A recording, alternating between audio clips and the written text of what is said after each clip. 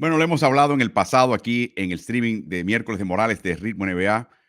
Carlos, este equipo de Oklahoma City está perdido. Si examinamos la tabla de posiciones que vimos en uno de los segmentos iniciales, veremos que en este momento Oklahoma City está justo fuera del play-in. Está en un 10º lugar, pero esencialmente está empatado con Golden State Warriors, con eh, la misma marca. Y la diferencia entre el equipo que está sexto, que ya está en los playoffs, el último equipo que ya está francamente en los playoffs, que es el equipo de Dallas, y el equipo de Oklahoma City, es de un juego de distancia. La diferencia entre Oklahoma City y el peor equipo de su conferencia es de 12 juegos. O sea, está mucho más cerca Oklahoma City de no solamente clasificar un play-in, pero meterse a playoffs como uno de 6 equipos, mucho más cerca que ellos conseguir la peor selección, la peor marca de liga y la primera selección del draft. Así que ayer, Carlos y yo, nos pasamos un buen rato hablando con el colega Andrew Schnecht, que es en realidad es el productor de podcast de la marca The Athletic, la empresa periodística The Athletic, muy amigo de nuestro amigo Sam Amick allá en The Athletic. Y en realidad es el experto, el perito de ellos de Oklahoma City, porque está viviendo en Oklahoma City y está ahí todos los días alrededor del equipo, Carlos. Una conversación tremenda. Desde el 16 de diciembre, Oklahoma City tiene marca de 12-6. Y cuando observamos las métricas, lo que ha pasado antes y después de esa fecha, es increíble. Es un equipo perdedor, con una eficiencia neta negativa y con en el clutch, una eficiencia neta también negativa. ¿Y qué pasa desde el 16 de septiembre? No solamente están con una marca ganadorísima, o sea, ganan el 2/3 de los partidos, sino que la ofensiva se coloca como la octava más eficiente en la liga. La defensiva asciende de 16º puesto a 4º en la liga. Tiene una tercera mejor eficiencia neta en la NBA. Una eficiencia neta que si estás en tercer lugar, estás en la parte alta de la tabla a través de toda una temporada. El ritmo se mantuvo, la eficiencia de tiro ha mejorado un tantito, no mucho. Lo que sí es interesante es que dentro de esta mejoría en el clutch, en los minutos definitorios de un partido, en la chiquita, les va peor desde entonces que antes. Pero ¿qué pasó? En esta racha de 18 partidos desde el 16 de diciembre, le ganaron a Memphis por 6, a Boston por 33, a Dallas por 11, a Filadelfia por 19, a Chicago por 14, a Brooklyn por 10 y a Denver por 2, Carlos. ¿Cómo explicar la mejoría de este grupo que se decía estaba siempre a 2 años de estar a 2 años de poder contender por una plaza de playoff, Carlos? Sí, es un equipo joven que aparentemente se está encontrando, ¿no? Un equipo que defensivamente, específicamente en esa racha que mencionas, mejoró mucho, pero ofensivamente también dio un salto de calidad importante. Interesante lo que mencionabas de que en el clutch incluso juegan peor que lo que estaban jugando cuando tenían registro perdedor, que uno puede decir, bueno, de los 18 partidos que han disputado, han ganado 12 de ellos, varios de ellos por paliza, cuando mencionas el hecho de que le ganó por 33 a Dallas y por 19 a Filadelfia, a Chicago por 14, y lo más seguro es que están perdiendo partidos en el clutch, que es algo que todavía queda como asignatura pendiente para un equipo joven, un equipo talentoso pero joven, que cuando tiene que entrar a los momentos definitorios quizás está perdiendo partidos ahí, y eso todavía lo pueden mejorar bastante, lo que, no solamente a lo largo de par de temporadas, sino en esta misma temporada pudiera ser que mejoraran. Y lo hemos mencionado antes, la razón por la cual nos enfocamos tanto en el clutch recuerden, son los últimos 5 minutos de un tiempo reglamentario en el último cuarto o cualquier momento en una prórroga en que la diferencia en el marcador sea de 5 puntos o menos, o sea, un partido reñido. ¿Por qué? Porque es lo más cercano en temporada regular a condiciones de playoffs. Es un Correcto. índice de eficacia en playoffs. O sea, que te das cuenta de que se está metiendo a un posible campo de playoff, pero le hace falta la clave al éxito dentro de los playoffs. Hablando con Andrew, Carlos sacó un par de nombres a destacar temprano. El primer nombre que sacó fue quizás el más sorprendente porque no tiene mucha chapa este chico, Kenrick Williams. Dice, ese muchacho está convirtiendo en el conector de este equipo y defensivamente es un tremendo baluarte. Sí, lo mencionó de esa manera, igual que mencionó a Dort. En un momento dado la pregunta se le hizo a base de la defensa colectiva del equipo. Sin embargo, él tuvo que ir y resaltar un par de jugadores, y eso ocurre en muchas ocasiones. La defensa a veces carbura cuando uno o dos jugadores son dominantes en ese costado. Y eso es lo que está pasando en este momento con el equipo de de Oklahoma City, al mismo tiempo que en el otro costado puedes hablar de Giddey y de Gilgeous Alexander como jugadores referentes que hacen que la ofensiva esté carburando. Bueno, en defensiva son estos dos chicos. Bueno, en el caso de Gilgeous Alexander, no solamente estamos hablando del jugador de mayor progreso este año, va a ser un chico que creo que va a ir al partido de estrellas en Utah. No veo cómo los entrenadores lo van a dejar fuera del elenco. Y francamente, Carlos, es uno de unos, no sé, 5, 6, 7 candidatos al premio de jugador más valioso. Yo sé que es raro decirlo cuando se habla de Oklahoma City Thunder, pero lo que está haciendo Gilgeous Alexander este año es absolutamente fuera de serie y lo está haciendo cada noche. El otro nombre que resaltó Andrew, que para mí fue interesante, fue el de Giddey. Sabemos que el chico es muy talentoso, jovencito, australiano, pero mencionó, Carlos, que le hacía falta una especie de agresividad, particularmente en el lado defensivo, y que el técnico Mark Daniel lo llamó a capítulo. Estamos hablando de una de las 2 estrellas del equipo y básicamente lo sacó un poquito de la rotación, lo llamó a capítulo para que se enfocara y a partir de esta fecha de mediados de diciembre, el jugador ha sido otro, Carlos. Son los lujos que se pueden dar los técnicos cuando tienen un equipo joven y siendo sinceros, sin expectativas mayores. O sea, cuando no tienes expectativas mayores y tienes un equipo joven ávido de aprender y hacer lo que sea por ganar minutos, te puedes dar ese lujo de dirigir como si fuera el básquet universitario o el básquet de high school. Si no me das tal cosa, vas a jugar menos, ¿no? Esos lujos no se los puede dar, por ejemplo, el técnico de Brooklyn con Kevin Durant o con Kyrie Irving, para darte un ejemplo básico. Pero el equipo del Thunder tiene esa juventud, esos muchachos ávidos, muchos jugadores similares compitiendo por posiciones.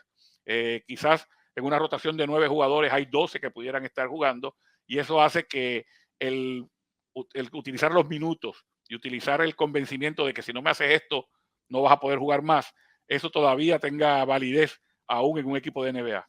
Pero Carlos, lo de daño es algo serio, lo vivimos con Gaby Deck. Cuando no es que te quite un minutito, te reduzca los minutos, no, te saca de la rotación.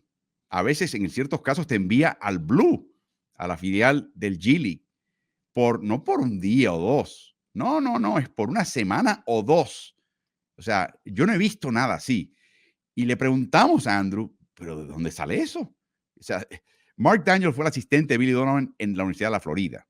O sea, yo creo que se va a Donovan y lo que hizo Sam Presti es traer a su pupilo, a hacerse cargo y tener esa misma idea de formación de jugadores.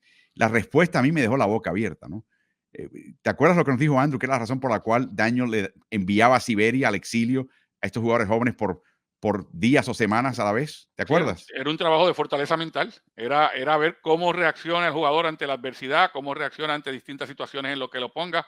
El juego mental, que de nuevo, mucho se ve en el básquet universitario, en el básquet formativo, pero que rara vez algún coach se atreve a jugarlo en la NBA por miedo a perder el grupo, a perder el equipo. Sin embargo, Oklahoma City y su técnico no lo hacen continuamente con sus jugadores. O sea, están literalmente haciéndolo con todo propósito para ver qué tipo de fortaleza mental tienes. Mencionó el caso de Aaron Wiggins, que lo sacaron, le enviaron otro de esos viajes a no sé dónde, fuera de la rotación, y regresó campante, como si no pasase nada. Y están de esa manera decidiendo quién se queda y quién se va, porque vino la próxima pregunta, Carlos, la que le hiciste. ¿Cuál es el plan? ¿Cuál es el proceso? Versión cowboy, versión vaquera en Oklahoma City. No este año, el siguiente tienen no una, no dos, no tres, 4 selecciones de primera vuelta. 4. Y uno dice, no hay cama para tanta gente. O sea, ¿cuándo llega el momento que este equipo empieza a hacer cambios? Y la respuesta de Andrew también nos sorprendió, Carlos. Sí, bueno, no es este año. O sea, en otras palabras, este año ellos están contentos con la situación en la que están. Van a seguir sobre la ola, a ver hasta dónde llegan con este grupo. Sí ven como en el futuro, ¿no? Que todas esas selecciones de primera vuelta son activos no solamente para poder adquirir jugadores jóvenes, novatos que vengan del draft, sino para poderlos cambiar por los jugadores que te vayan a complementar el equipo y que lo lleven arriba, pero que ese proceso no comience este año. Le utilicé la frase que se utiliza mucho en esta época, en enero y en febrero, cuando todavía está la fecha límite de cambios, vendedores o compradores, si Oklahoma City era alguna de esas dos cosas, y la respuesta es no es ninguna de ellas. O sea, porque ellos se sienten que están en el proceso que tienen que estar en este momento, aun cuando lo que mencionamos, o sea, ellos están más cerca de la clasificación que de estar abajo en la tabla. Todo el mundo estaría pensando en un Oklahoma City para estar abajo en la tabla. Se enrachan en un par de semanas y están quintos o sextos. Pero según lo que nos estuvo diciendo Andrew, en este momento ellos no están para hacer cambios ni para tratar de buscar esa pieza que le va a dar un campeonato, porque obviamente no piensan que son contendores al campeonato. Este equipo no gasta dinero en nómina. De hecho, la liga reparte la tajada entre 30 equipos de lo que ingresa, por ejemplo, derechos televisivos, y con ese cheque solamente, Oklahoma City no solamente le paga su nómina de jugadores, le paga al coach, le paga a Sam Presti, le paga a la secretaria de Sam Presti o al secretario de Sam Presti, le paga a todo el mundo, literalmente. Le paga a todo el mundo y le sobra dinero. Y además, cuando Golden State Warriors se pone a pagar impuestos de lujo a nivel récord, ¿quién tú crees que recibe la tajada? Los equipos que no se han pasado de impuestos de lujo. Oklahoma City. O sea que literalmente no sé, cada mes le llega un cheque a este equipo. Y dice que mencionaba Andrew, que están ahorrando ese dinero. Que este equipo estaría dispuesto inclusive a pasarse el impuesto de lujo, pero cuando sea necesario. Otro detalle interesante que se me había olvidado. ¿Ustedes se acuerdan cuando Durant era parte de este equipo y de repente la liga en un nuevo convenio colectivo dijo que jugador que esté en un equipo ideal, de repente puede ganar hasta el 35% de la nómina del equipo, y tenían a Westbrook, tenían a Harden, tuvieron que despachar primero a Harden.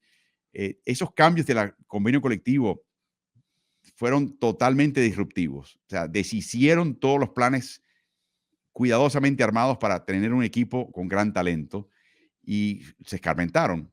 Y parte de la razón por la cual no veremos cambios este año es porque están esperando que termine esta negociación del convenio colectivo y se anuncie y se enteren las reglas del juego antes de ellos hacer compromisos económicos importantes. Mencionó, por ejemplo, que podría quizás adquirir este equipo a Dario Saric.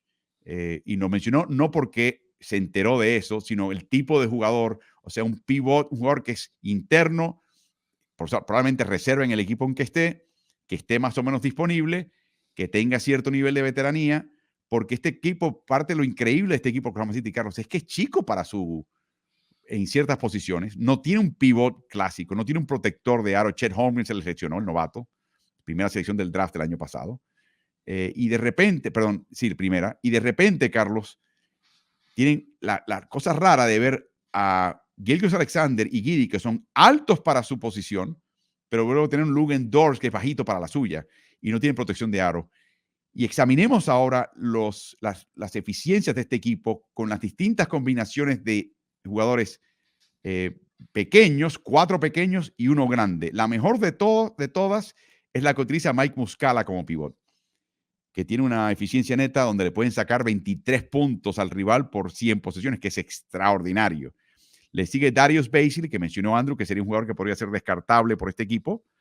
Y luego también la de Kendrick Williams como parte del grupo junto a Jalen Williams. Recuerden que hay un Jalen Williams, hay un Jay Williams, hay un Jalen Williams y hay un Kendrick Williams en este equipo. Nos tiene todos bien confundidos.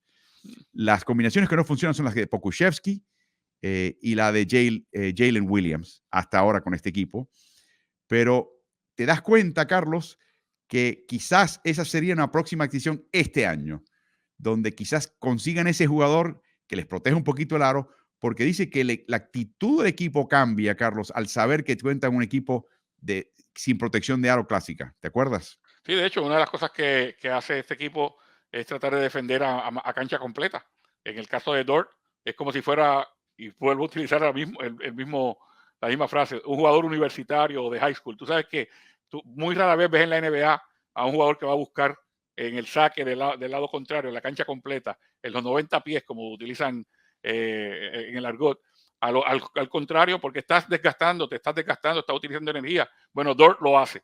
Y el equipo va va a buscar las líneas de pase en la media cancha y tocan balones y tratan de ser sumamente agresivos cuando el balón llega cerca del aro con la doble marca, precisamente para tratar de alguna forma de disimular la ausencia de un pivot dominante defensivamente. La otra cosa que hacen, se apertrechan en la llave, y si tienen que salir al tirador triplero lo hacen como segundo movimiento, pero la prioridad es que si el balón toca la llave, 5 pies adentro. Todo el mundo con un pie adentro para tratar de obstaculizar y dificultar ese tiro, porque no tienen a alguien que protege el aro clásicamente. Y la otra cosa que es típico para un equipo joven, con el perfil que tiene este equipo, Carlos, es evitar el contragolpe. Y tenemos una gráfica de los mejores equipos evitando el contragolpe. En cuanto al porcentaje de puntos totales permitidos, qué porcentaje viene a través del contragolpe, que es la medida más pura de lo que estamos hablando. Y Oklahoma City Thunder no solamente es el mejor en la liga, permitiendo menos del 11% de sus puntos por vía del contragolpe, pero el que le está en segundo lugar es 11,5%, que es importante, una diferencia importante. Y lo demás sigue el Miami Heat, Charlotte Hornets, Chicago Bulls. Observen que Hornets, Kings y Thunder son equipos más bien de corte joven. Miami tiene mucho jugador joven también, pero también tiene veteranos. Y Chicago Bulls tiene una mezcla. Pero, y la otra cosa interesante, Daniel y Donovan, que está en Chicago Bulls, vienen de la misma escuela. Y te das cuenta que es un punto de énfasis para ambos. Probablemente Daniel lo aprendió de Donovan, pero te das cuenta en esta gráfica que está reflejado eso. Todo esto muy, muy interesante, Carlos, lo que nos habló. Y veremos qué pasa. Y por último, nos dejó un pequeño detalle para recordar y los queremos compartir con ustedes. Bradley Beal jugó en la Universidad de Florida, ¿no? ¿Quién era el asistente cuando él estaba en esa universidad? Mark Daigneault. Dice, a mí no me extrañaría que el 2024, por razones que fueran, hicieran ese traspaso y finalmente empeñasen esas selecciones de primera vuelta, quizás más un jugador joven, prometedor, para traer a esos veteranos al estilo de lo que hizo Danny Ainge en Boston con Ray Allen y con Kevin Garnett, que era la pregunta final. ¿Dónde termina todo esto, Carlos? Sí, específicamente como, y lo dijo Andrew, ¿no? Sí, a lo largo de todo esto quizás haya que buscar ese tipo de jugadores en un momento dado para complementar y para luchar por un campeonato, pero no es a corto plazo, no es en este momento, quizás en los próximos 2 años. Así que yo creo que la forma como lo está llevando la gerencia de Oklahoma City, como está llevando al equipo, es la adecuada, especialmente para un equipo de mercado pequeño. Nos hace recordar bastante al equipo de San Antonio cuando estaba en su mejor momento, ¿no? Decisiones que tienen que ser prácticamente no fallar en ellas. Y de ahí salieron personas que se convirtieron en gerentes en otros equipos y que han seguido más o menos esa tónica de tener mucho cuidado cuando tú vas a invertir o cuando vas a dar ese paso porque quieres ir a buscar ese campeonato, que sea en el momento preciso. Y yo creo que Oklahoma City va a seguir la línea de pensamiento o la línea de ejecución de Danny Ainge con Boston en aquel momento, pero lo va a seguir en su momento, cuando estén listos para contender. Interesantísimo, interesantísimo. Y veremos qué pasa. Tienen un montón de selecciones de primera vuelta pendientes. Apuntan al 2024 como el año importante para ellos. Pero no se olviden, aún con este grupo, tienen posibilidades de llegar al playoffs, evitar el play-in. Sí, Oklahoma City Thunder. Hay que empezar a ver sus partidos porque este equipo está empezando a meterse en el panorama clasificatorio.